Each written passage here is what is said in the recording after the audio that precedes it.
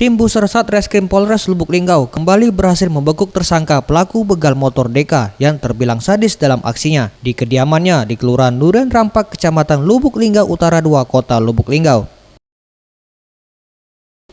Sedangkan tersangka lainnya di tempat berbeda, yakni dua tersangka pelaku curat sekaligus begal motor yang saat ini masih pelajar, yakni MH dan F yang sudah masuk target operasi yang ditangkap di Kelurahan Ceremetaba, Kecamatan Lubuk Linggau Timur 2, Kota Lubuk Linggau.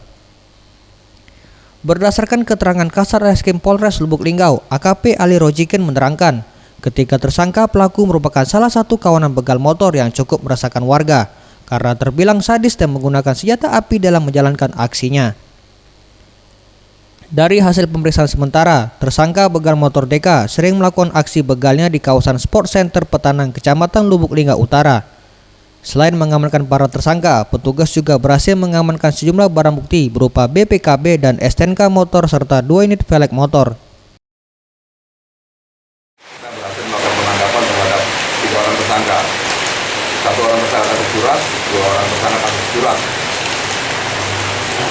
Untuk tersangka kasus curas, mereka melakukan begal motor dengan cara menodong pakai pistol, pakai senjata api, menggunakan tajam dan merampas sepeda motor milik korban. Dan untuk pelaku curat, 2 orang, mereka masuk ke rumah korban dengan cara merusak pintu, merusak stang, kemudian mengambil sepeda motor yang ada di rumah korban.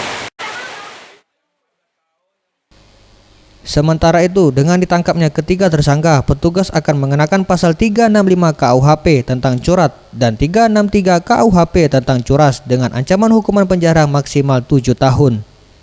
Tim Liputan Sriwijaya TV.